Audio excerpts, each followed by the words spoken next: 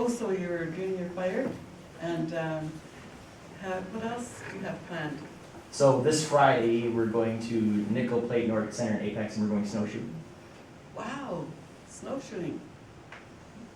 Cool. That's amazing. That's something I've never done. I've always wanted to try it. And do you have all the snowshoes?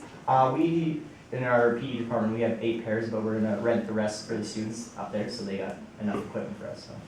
I saw in the store, actually just on the weekend, they have those plastic ones now, not Yeah. the traditional, like the ones I see you have a couple there. Yeah. Those, would you learn how to make them in this class? So those ones actually there were a project we built with the class last year.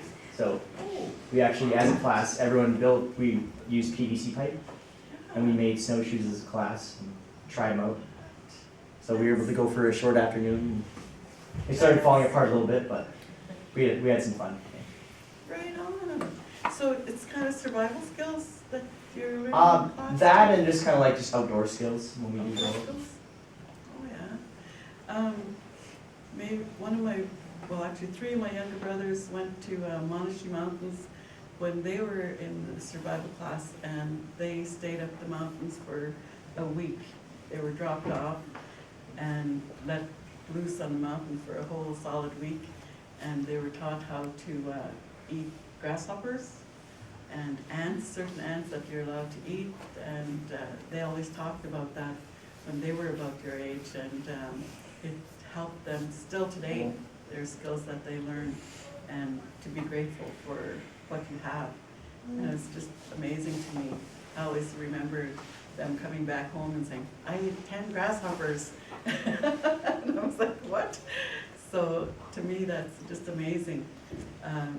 So will you learn about those kinds of things here, about survival foods out on the land? A little bit, and like we'll have a year-end camping trip, and also kind of like with the cultures and traditions here, like we take the class out and we join with the elementary kids and we show them about like the steepland digging, and we go out and do that as a class. Well, I guess this year I'll be coming out with the root diggers when Helen was telling me that when we go out and gather roots this year that I'll be going with everyone. So I'm looking forward to that. So the other thing is, that's an idea, you could make root digging sticks. We did. Last year we did as well. So Oh. as a class, every student made a root digging stick, and then we ended up giving them to Helen so that she could use them with the elementary schools in the community. What? So we'll be doing that again. That's so awesome. That's so cool. Yeah, because the first Yeah, one it's you like had. my the first one you root made, digging you stick got is that actually in the back corner there. A little metal rod what on the did you wall. make it out of? Steel rod. So we took the students to the metal shop. We learned a little bit about welding. So Oh, nice. we created digging sticks similar to this one as a class. And then we went out and tried them. And Can I see how Oh, heavy yeah. it is? Wow, that's light. That's really good. That's such cool. Really good work. It's even got a point on it. Wow. This is good for camas. The camas down in Ephrata, I go down digging camas. Do you all know what camas is? No? It's one of our roots, and it can grow as small as this or as big as your fist. And when I first started eating it, I didn't like it because it tastes kind of oily. And I was like, "What? This is gross."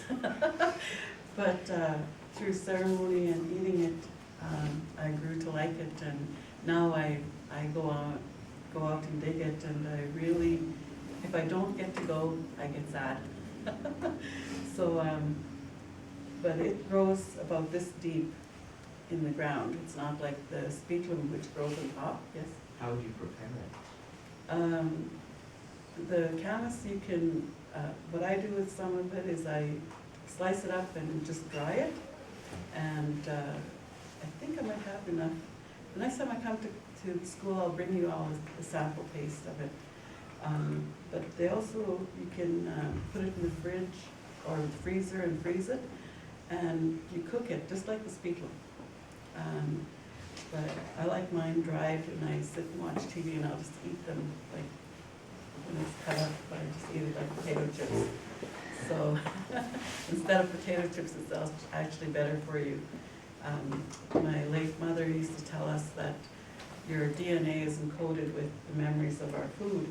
And I also learned from a Mayan medicine man who was at a workshop that I attended, and he talked about how our people have to eat more of our foods because we're from the land, that we have to, that's why people are getting more sick with diabetes and heart attacks and other illnesses, is that we're not eating our traditional foods. And he said that our DNA is actually encoded with those memories, and that we have to be aware of that and to eat more fish, to eat more deer meat, and even buffalo meat. So he said that our people weren't, what's that word when you don't eat meat? Vegetarian. Yeah, vegetarian. Our people weren't vegetarians, that we did eat fish and we did eat meat. So you have to remember that your DNA is actually encoded with that. And I was talking with one of the technicians at the ONA Fisheries Department, and they did some research on salmon. I didn't even know this. And they said one of the discoveries they made was that some of our DNA and salmon DNA are similar. And so I was like, what? Isn't that amazing? Because that really says that we're from the land. That, like the Okanagan song, how many of you know the Okanagan song? Yeah, that says that we're from the land and that our land is beautiful. And so that's exactly, it's a scientific fact now.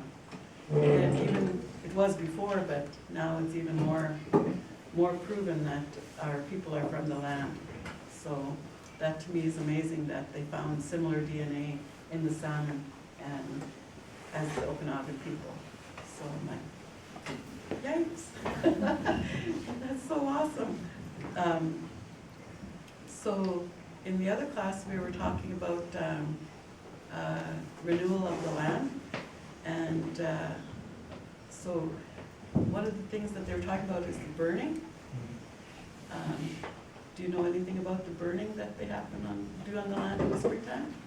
Kind of like prepare the ground for like the kind of refertilize it almost, kind of Yeah. have new vegetation on Yes, exactly. So in the springtime, and our people used to have families that went out and were burning on the land. Sometimes you'll see that happening still in some of the communities.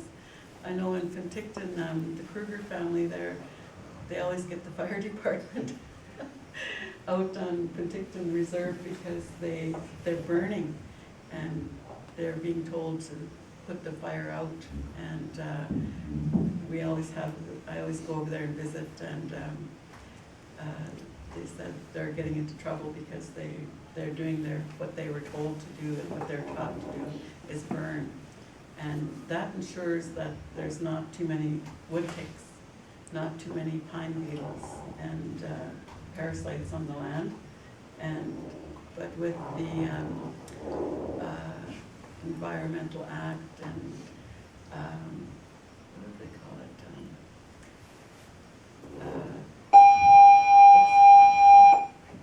We're okay.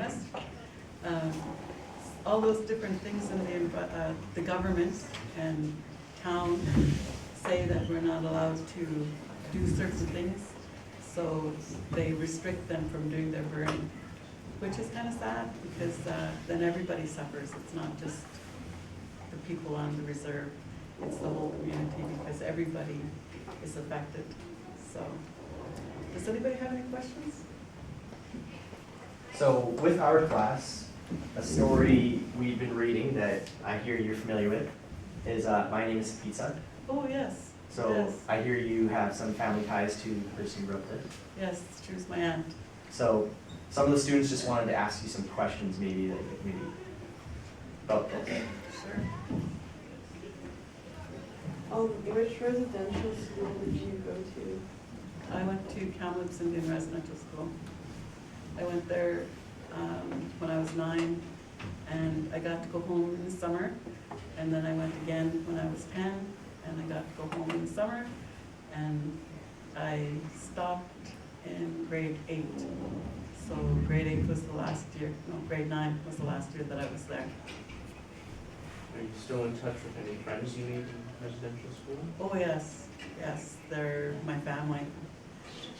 A lot of my friends are from Lillooet. In fact, they're currently organizing a walk from Kamloops Indian Residential School back to Lillooet, and it's called We're Going Home. The walk is called We're Going Home, and it's so that the ones that ran away from the residential school and died, a lot of the young people who were so upset and lonesome and homesick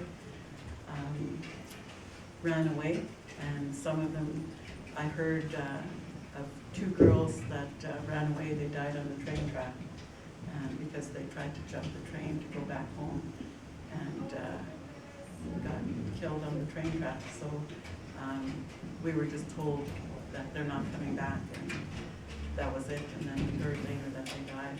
So, any other questions? Did any of your siblings go with you to residential school? Yes. 2 of my younger brothers went there with me, my brother Bruce and my brother Willie. My mother went there when she was 4 years old, and she left when she was 17 years old. When she went there, she wasn't allowed to go home. I think in all the time that she was there, she went home 3 or 4 times maybe. And she had to stay there year-round when she first went there.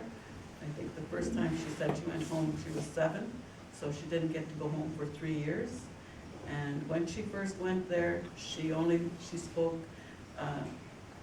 Okanagan, Thompson, and Shuswap languages. And when she left there, she only spoke English. She used to tell us a story of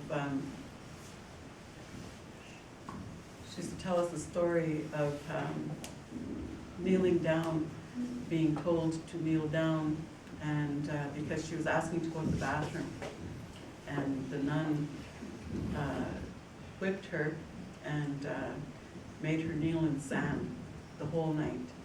And she said she was 4 years old, and she was kneeling in sand, and she had scars on her knees all her life because of that sand in her knees. And she didn't tell us that story until she was in her 50s, before she could even talk about it.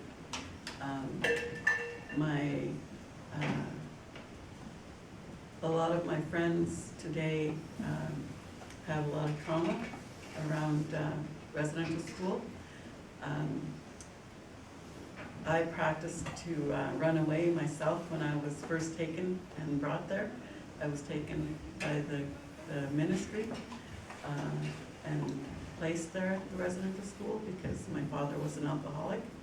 And he went to boarding school also in the Northwest Territories. My father is from Yellowknife, and up there they didn't have residential schools as much, but they had boarding schools where they took the children and put them in the boarding school, and they didn't get to go home either.